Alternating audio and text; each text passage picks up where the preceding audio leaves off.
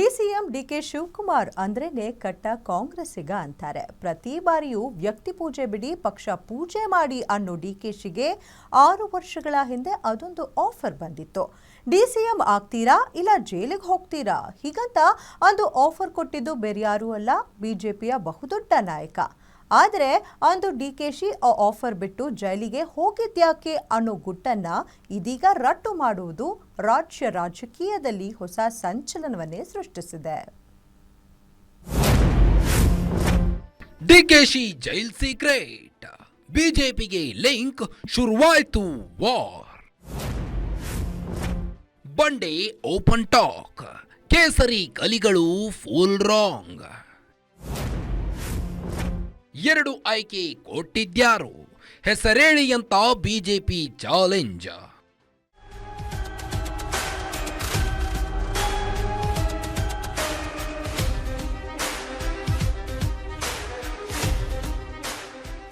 ಜೈಲಿಗೆ ಹೋದ ಗುಟ್ಟು ರಟ್ಟು ಮಾಡಿದ್ದ ಡಿಕೆಶಿ ಮಾತಿನಿಂದ ರಾಜ್ಯ ರಾಜಕೀಯದಲ್ಲಿ ಸಂಚಲನವೇ ಸೃಷ್ಟಿಯಾಗಿದೆ. ಅದು 2019 ಸೆಪ್ಟೆಂಬರ್ ತಿಂಗಳು. ರಾಜ್ಯದಲ್ಲಿ ಜೆಡಿಎಸ್ ಕಾಂಗ್ರೆಸ್ ಸಮ್ಮಿಶ್ರ ಸರ್ಕಾರ ಅಧಿಕಾರದಲ್ಲಿದ್ದ ಸಮಯ. ಆದರೆ ಬಿಜೆಪಿಯ ಆಪರೇಷನ್ ಕಮಲಕ್ಕೆ 17 ಶಾಸಕರು ಜೆಡಿಎಸ್ ಕಾಂಗ್ರೆಸ್ ತೊರೆದು ಬಿಜೆಪಿಗೆ ಜಂಪ್ ಆಗಿದ್ರು. ಆಗ ಶಾಸಕ ಸ್ಥಾನಕ್ಕೆ ರಾಜೀನಾಮೆ ನೀಡಲು ಮುಂದಾದ ರೆಬೆಲ್ಸ್ ನಾಯಕರನ್ನ ತಡೆಯಲು ಡಿಸಿಎಂ ಡಿಕೆಶಿ ಮುಂದಾಗಿದ್ರು. ಆಗಲೇ ನೋಡಿ, ಡಿಸಿಎಂ ಡಿಕೆ ಶಿವಕುಮಾರ್ ದೆಹಲಿಯಿಂದ ಅದೊಂದು ಫೋನ್ ಕರೆ ಬಂದಿತ್ತು. ಆ ಫೋನ್ ಕರೆಗೆ ಡೋಂಟ್ ಕೇರ್ ಅಂದಿದ್ದಕ್ಕೆ ಡಿಕೆಶಿ ಅಂದು ತಿಹಾರ್ ಜೈಲು ಪಾಲಾದರಂತೆ. ಹೀಗಂತ ಸ್ವತಃ ಡಿಸಿಎಂ ಡಿಕೆ ಶಿವಕುಮಾರ್ ಹೊಸ ಬಾಂಬ್ ಸಿಡಿಸಿದ್ದಾರೆ.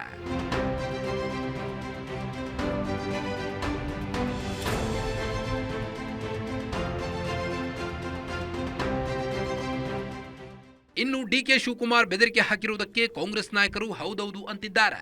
ಅಲ್ಲದೆ ಬಿಜೆಪಿ ನಾಯಕರು ಬೇರೆ ಬೇರೆ ರಾಜ್ಯಗಳಲ್ಲಿ ಬಿಜೆಪಿ ಸರ್ಕಾರವನ್ನ ಅಧಿಕಾರಕ್ಕೆ ತರಲು ಇಡಿ, ಐಟಿ, ಸಿಬಿಐಗಳನ್ನ ದುರುಪಯೋಗ ಪಡಿಸಿಕೊಂಡಿದ್ದಾರೆ.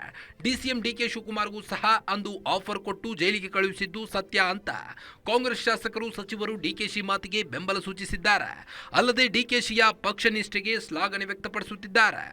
ಮುಂಚೆನೂ ಹೇಳಿದಾರಲ್ಲ, ವಾಟ್ ಈಸ್ ಸರ್ಪ್ರೈಸಿಂಗ್ ಇದೆ ನೋಡಿ ಸರ್. ನೀವು ದಯವಿಟ್ಟು ಕಳೆದ 10 ವರ್ಷದಿಂದ ಏನೇನು ನಡೀತಾ ಇದೆ ನೋಡಿ.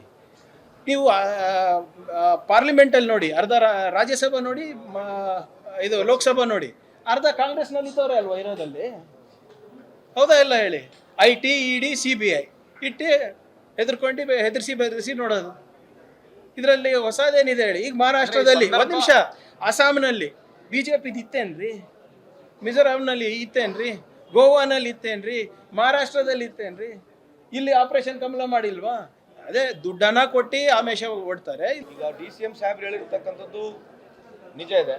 ಅವ್ರಿಗೆ ಆ ಥರ ಆಫರ್ ಬಂದಿರತಕ್ಕಂಥ ಹೇಳಿದಾರೆ ಅಂದ್ರೆ ನಾವು ಒಪ್ಪಬೇಕಾಗತ್ತೆ. ಸೊ ಐ ಡೋಂಟ್ ನೋ, ಅವ್ರು ಹೇಳಿರ್ತಕ್ಕಂಥ ನಾವು ಒಪ್ಪಬೇಕಾಗತ್ತೆ. We are publicly telling it might be true. ಏನಂತ ನಾವು ನಿಮ್ಮ ವಿರುದ್ಧ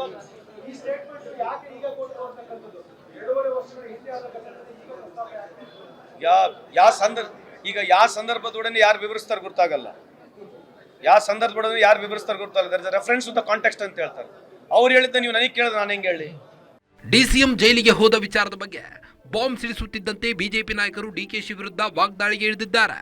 ಡಿಕೆಶಿಗೆ ಯಾರು ಕರೆ ಮಾಡಿದ್ದಾರೋ ಅವರನ್ನ ಪತ್ತೆ ಮಾಡಿ, ನಿಮ್ಮ ಸರ್ಕಾರ ಇದೆ. ಬಿಜೆಪಿಗೆ ಡಿಕೆ ಶಿವಕುಮಾರರನ್ನ ಕರೆದುಕೊಂಡು ಬಂದು ಡಿಸಿಎಂ ಮಾಡಬೇಕಾದ ದರ್ದು ನಮಗಿಲ್ಲ.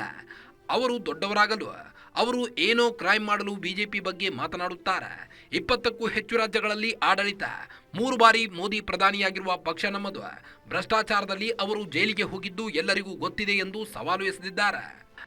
ಒಂದ್ಸಾರಿ ಡೀಟೇಲ್ಸ್ ಕೊಡಿ ನೋಡೋಣ. ಅದನ್ನು ಕೇಂದ್ರ ಸರ್ಕಾರ ಇದೆ, ಪತ್ತೆ ಮಾಡಿಸೋಣ ಅದು ಯಾರು ಕರೆ ಮಾಡಿದ್ರು ಅಂತ. ನಿಮ್ಮದೇ ಕಾರ್ಯಕರ್ತರಲ್ಲಿ ನೀವು ಕರೆ ಮಾಡಿಸಿ ಆಮೇಲೆ ನನಗೆ ಕರೆ ಬಂತು ಅಂತ ಹೇಳೋದು. ಇದೇ ಕತೆ ಡಿಕೆ ಶಿವಕುಮಾರ್ದು, ಇದೇ ಕತೆ ಬೇರೆಯವ್ರದ್ದು. ನಿಮ್ಮದೇ ಸರ್ಕಾರ ಇದೆಯಲ್ಲ, ಕರೆ ಬಂದವರನ್ನ ಪತ್ತೆ ಮಾಡಿ ಜೈಲಿಗೆ ಹಾಕ್ರಿ ಅಲ್ಲ. ಏಕೆ ಪ್ರಚಾರ ಮಾಡ್ತೀರಿ ಅದನ್ನ? ಯಾರು ಕರೆ ಮಾಡಿದ್ರಲ್ಲ ಆ ಕರೆ ಮಾಡಿದವರನ್ನ ಪತ್ತೆ ಮಾಡಿ ಜೈಲಿಗೆ ಹಾಕಿ.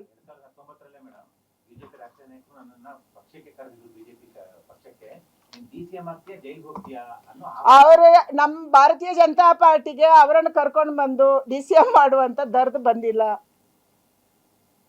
ನಾವು ವಿರೋಧ ಪಕ್ಷದಲ್ಲಿ ಇವತ್ತು ಇರ್ಬೋದು, ಆದರೆ ದೇಶದಲ್ಲಿ ಅತ್ಯಂತ ಹೆಚ್ಚು ರಾಜ್ಯಗಳಲ್ಲಿ 20ಕ್ಕಿಂತ ಹೆಚ್ಚು ರಾಜ್ಯದಲ್ಲಿ ನಾವು ಸರ್ಕಾರ ನಡೆಸ್ತಿದ್ದೀವಿ. ಅಂತ ಪಾರ್ಟಿ ನಮ್ದು. ಪ್ರಧಾನಮಂತ್ರಿ ಅವರು ನರೇಂದ್ರ ಮೋದಿ ಅವರು ಕಳೆದ 3 ಟರ್ಮಿಂದ ನಿರಂತರವಾಗಿ ಸರ್ಕಾರ ನಡೆಸ್ತಿದ್ದೀವಿ ಅಂತ ಪಾರ್ಟಿ ನಮ್ಮದು. ಅದಕ್ಕಾಗಿ ನಿಮ್ಮನ್ನು ಕರ್ಕೊಂಡು ಬಂದು ಇಲ್ಲೇನೋ ನಾವು ಮಾಡ್ಬೇಕನ್ನುವಂಥದ್ದು ಯಾವತ್ತೂ ಬಂದಿಲ್ಲ. ಅವರು ದೊಡ್ಡವರಾಗಕ್ಕೆ, ಅವರಲ್ಲಿ ಇನ್ನೇನೋ ರಾಜಕಾರಣ ಮಾಡೋಕ್ಕೆ, ಅವರೇನೋ ಕ್ಲೈಮ್ ಮಾಡೋಕ್ಕೆ ಇವತ್ತು ಭಾರತೀಯ ಜನತಾ ಪಾರ್ಟಿ ಅಥವಾ ಸಂಘದ ಹೆಸರನ್ನ ಯಾರಾದರೂ ದುರುಪಯೋಗ. ಈ ಸಂದರ್ಭದಲ್ಲಿ ಸರ್ಕಾರ ಬಂದು 2.5 ವರ್ಷ ಆಗ್ತಾ ಇದೆ.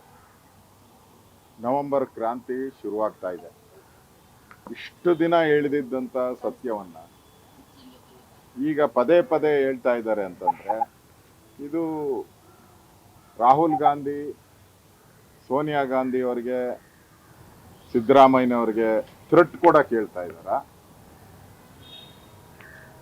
ಇಲ್ಲ ನಿಜ ಆಗಿದ್ರೆ ಸತ್ಯವನ್ನ ಹೊರ ಬಿಚ್ಚಬೇಕು. ಅವರು ಯಾರು ಫೋನ್ ಮಾಡಿದ್ರು, ಎಷ್ಟು ಗಂಟೆಗೆ ಫೋನ್ ಮಾಡಿದ್ರು, ಯಾವ ನಂಬರಿಂದ ಫೋನ್ ಮಾಡಿದ್ರು, ಯಾಕೆ ಮಾಡಿದ್ರು ಎಲ್ಲ ಹೇಳ್ಬೇಕು. ಅವರು ಜೈಲ್ಗೆ ಹೋಗೋದು ಇದ್ರ ಬಗ್ಗೆ ನಿಮಗೂ ಗೊತ್ತಿದೆ. ಕರಪ್ಷನ್ ಕೇಸಲ್ಲಿ ಹೋಗಿದ್ದಾರೆ ಅವರು. ಅದಕ್ಕೂ ಇದಕ್ಕೂ ಸಂಬಂಧ ಇಲ್ಲ. ಈ ಸಂದರ್ಭದಲ್ಲಿ ಅವರು ಹೇಳ್ತಾ ಇದ್ದಾರೆ ಅಂದ್ರೆ, ನೀವು ಮಾಡಿಲ್ಲ ಅಂದ್ರೆ ನೋಡಿ, ನೀವು ಕೊಟ್ರೆ ನಾನು ಗ್ರೀನ್ ಬಸ್ ಹತ್ತುತ್ತೀನಿ, ನೀವು ಕೊಡ್ಲಿಲ್ಲ ಅಂದ್ರೆ ನಾನು ರೆಡ್ ಬಸ್ ಹತ್ತುತ್ತೀನಿ ಅನ್ನೋ ಮೆಸೇಜ್ ಕೊಡ್ತಾ ಇದ್ದಾರೆ ಅಷ್ಟೇ.